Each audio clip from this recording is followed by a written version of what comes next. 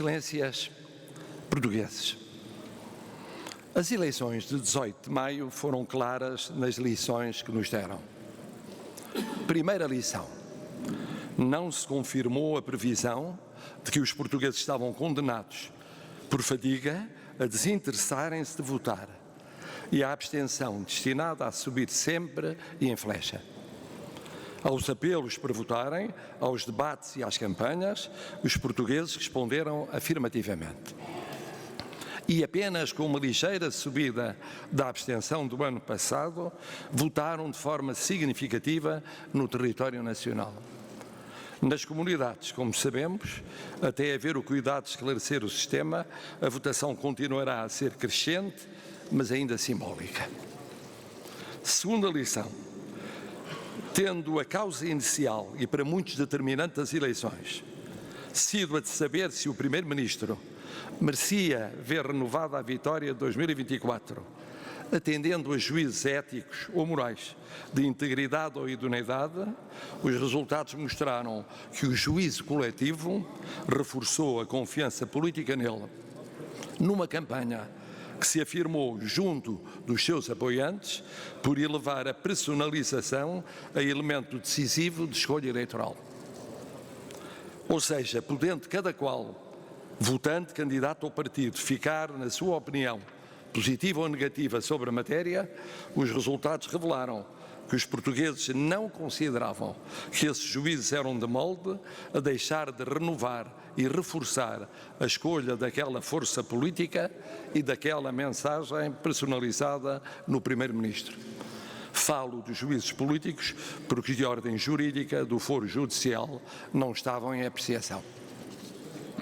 Terceira lição: o reforço eleitoral na coligação vencedora também demonstrou que, tudo somado, os portugueses, comparando a candidatura com as demais, a preferiram e, avaliado o desempenho durante 11 meses, não acharam que se justificasse ser punida, antes credora de maior votação.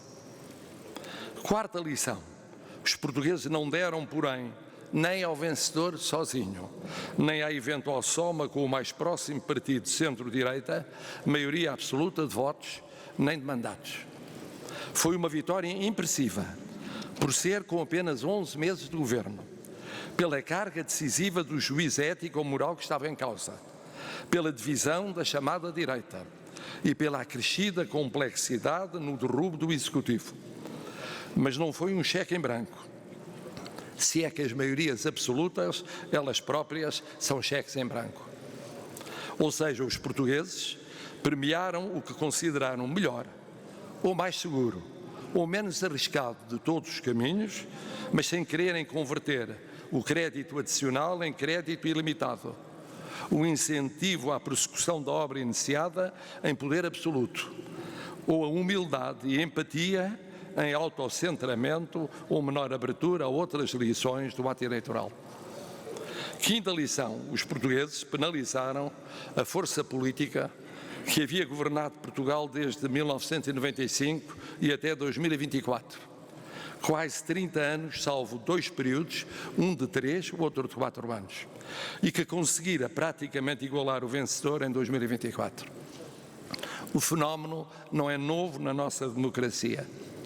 O partido pilar do centro-esquerda e o seu líder haviam vencido a revolução na vertente civil e sido os primeiros a governar em democracia constitucional.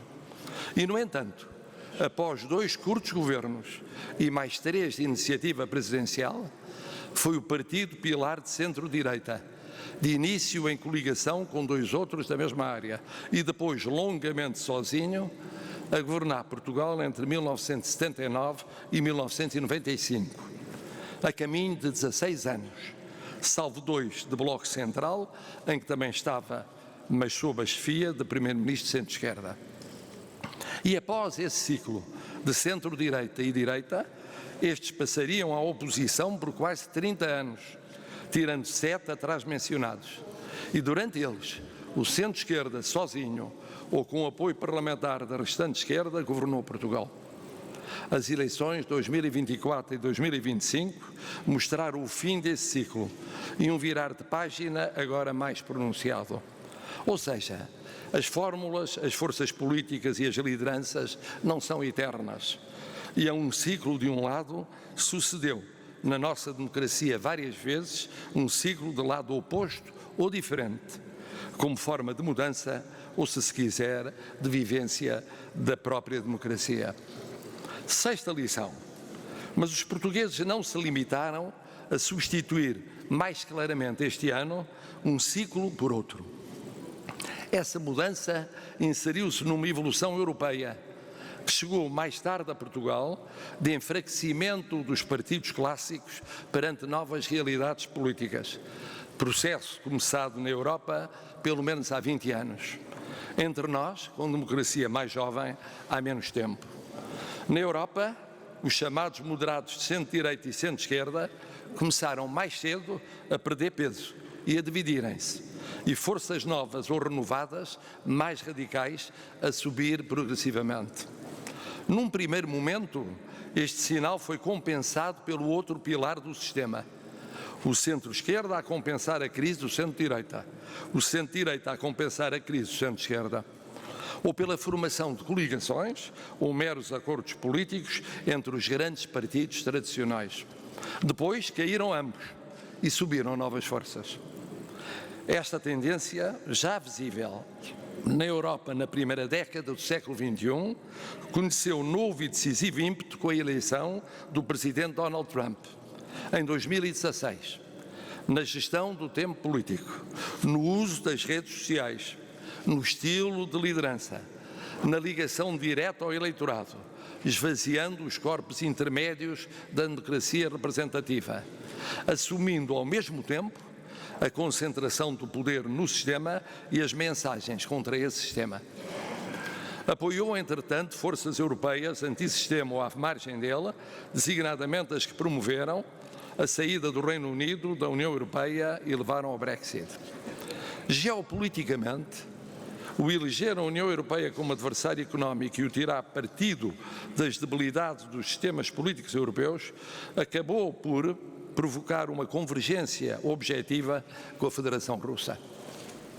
A reeleição em 2024 do mesmo presidente, internamente mais forte, permitiu-lhe potenciar o anterior crescimento por quase toda a Europa de forças políticas e sociais na mesma linha, vaga ainda em ascensão, apesar da divisão em duas famílias no Parlamento Europeu. Hoje, o que alguns cientistas políticos qualificam de trumpismo cruza-se com orientações similares no poder em Estados latino-americanos e europeus. Em Portugal, 2017 e 2018 marcaram a chegada do mesmo fenómeno. 2017, divisão da anterior coligação de centro-direita e direita, derrota autárquica e saída da liderança antes unificadora. 2018, divisão do partido pilar do sistema, no centro-direita e direita, por 4, dos quais 3 mais representativos, o próprio, e 2 deles autonomizados. Desequilíbrio acrescido do sistema para a esquerda, onde, desde 2015, se formara uma fórmula governativa de centro-esquerda com apoio parlamentar da restante esquerda.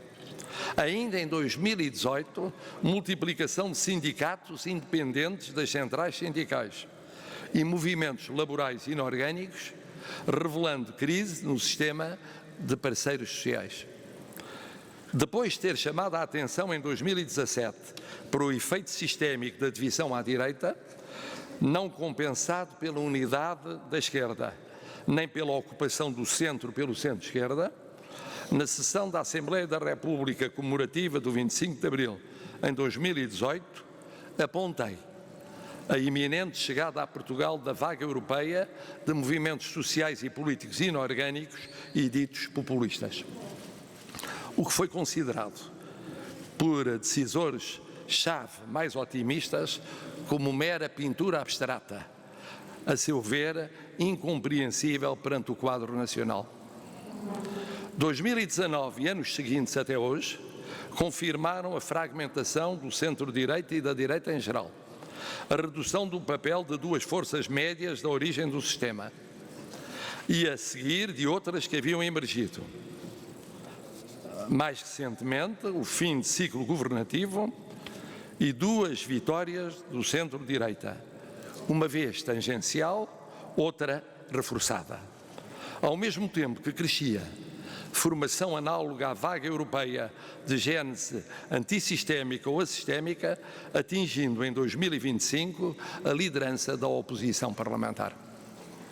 Excelências, tudo isto se passou na Europa mais cedo e lentamente. Em Portugal mais tarde e mais aceleradamente.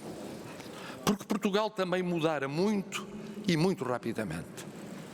De 2017 a 2019, os problemas mais urgentes a resolver ainda eram o termo do processo de déficit excessivo nas contas do Estado, a crise do sistema bancário e a descoberta de um país esquecido com a tragédia dos fogos florestais. Ora, o sistema, embora descaído à esquerda, resistiu ou pareceu resistir e vencer. Em 2019, augurava-se mesmo, no início, o crescimento e o emprego há muito esperados. 2020 e 2021, tal como na Europa, foram a pandemia, a paragem da economia, o desemprego, o choque sanitário. O sistema uniu-se em emergência nacional e voltou a resistir e a vencer. De 2022 até 2024 e 2025 foi um galope. O envelhecimento prosseguiu sem inversão. O rearranque económico, mais 3 lentos anos de reestruturação dos serviços estrangeiros e fronteiras, geraram um salto da imigração por regularizar, sem noção do seu cabal alcance. Embora percebendo-se que a maioria clara era de falantes de português e neles de brasileiros e de comunidades cristãs. Turismo residencial explodiu e adquiriu habitação por todo o território nacional. Também porque a guerra convertera Portugal em ilha ainda mais segura, ao mesmo tempo europeia e atlântica. Estruturas sociais então tremeram.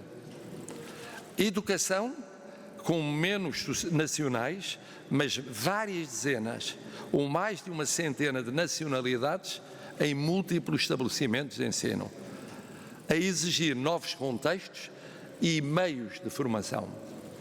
Saúde, a tentar recuperar os 2 anos de Covid-19 e a ter de acomodar mais procura, novas ofertas e reforçar um imprescindível Serviço Nacional de Saúde, com décadas como corajosa coluna vertebral do sistema e novos, esboçados, mas por concretizar, estatuto, estrutura e gestão.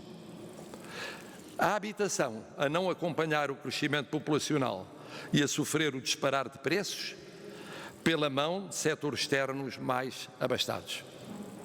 Administração pública e justiça descompensadas porque concebidas para décadas já decorridas. Isto mais a criação de uma tensão crescente em quem sabe, ao mesmo tempo, que a economia e a sociedade precisam de mais abertura, circulação de pessoas e mão de obra, mas adere instintivamente ao medo, à incompreensão e à rejeição perante os que entraram, apesar de muitos se terem integrado em criação de emprego e contribuições para a segurança social. Mas tudo tão depressa, tão inesperadamente, que mudara o Portugal dos anos 80, 90 e início do século XXI. E mudava agora os seus hábitos de vida. Finalmente, fundos europeus que podem ajudar a crescer e a atenuar tensões, a demorarem teimosamente a chegar às pessoas de 2022 em diante. Senhor Primeiro-Ministro, Portugal mudou. O sistema político partidário de parceiros sociais que resistira aos choques dos anos da Troika, do pós-Troika, da pandemia, começou a fragilizar-se depois e com ele a alterar-se o perfil e a importância dos protagonistas políticos e sociais. Vossa Excelência, Sr. Primeiro-Ministro, conhece tudo isto. Conhece e tentou fazer o seu melhor para manter as contas certas herdadas, o desemprego baixo e o crescimento estabilizado. Ir ao encontro do mais urgente por resolver. Sarar feridas, cumprir promessas, aquietar, ainda que em alguns casos simbolicamente, setores desesperançados na educação, na saúde, nas Forças Armadas, nas Forças de Segurança, na Administração Pública e na Justiça. Agora, a meta de Vossa Excelência é bem mais ambiciosa. Quer ir e tem de ir à raiz estrutural do que precisa de se ajustar ao novo Portugal, acelerando o uso dos apoios europeus, estimulando o investimento e exportações, assim contribuindo para aumentar o poder de compra, portanto, os salários dos portugueses, não esquecendo os mais pobres e excluídos, mudando sistemas e orgânicas encravadas ou necessitadas de perspectiva de futuro, nomeadamente na saúde, na habitação e mesmo em alguns setores da educação. Enfrentando guerra e fazendo paz, com mais despesas em defesa e mais dever de manter consistência solidária e apoio constante quanto à Ucrânia e sobressalto humanitário e político quanto ao Médio Oriente. Sem maioria absoluta, mas maioria reforçada e com abertura das oposições. E nelas uma, a mais antiga, ainda mais votada e a que tanto se deve na criação da nossa democracia, e outra, agora emergente, que mobiliza muitos dos menos jovens mais desiludidos e muitos dos mais jovens portadores de mudanças também mais radicais, que lidera as bancadas parlamentares. Vossa Excelência já demonstrou que é determinado e resistente, mesmo na equipa que mantém e retoca, e decidido a converter o que parecia impossível em possível. Conta com a solidariedade deste Presidente da República até ao fim do respectivo mandato. Conta com a afirmada abertura parlamentar para o diálogo com vista à estabilidade e à durabilidade, e com um Presidente da Assembleia da República para tal amplamente legitimado. E conta com a expectativa do povo, o que votou em si e muito do que não votou. Todo ele só ganha se tiver êxito na sua caminhada para uma legislatura. Uns porque veem a confiança confirmada, outros porque sabem que não há tempo nem espaço para não ter esse êxito. Ao fim e ao cabo, a governação de Vossa Excelência, e digo Vossa Excelência porque esta vitória é personalizada na eleição que acabamos de viver, é chamada a comprovar, Vossa Excelência, desde já, que o essencial de Abril permanece em liberdade, democracia e justiça social. E que esse Abril é capaz de entender e dar futuro a um Portugal muito diferente daquele de 1974. Que a sua entrega, o seu empenho, a sua visão, a sua resiliência, a sua permanente confiança nos portugueses e em Portugal sejam coroadas de êxito. Esse é o meu voto muito sincero e creio, é o voto muito sincero de muito Portugal.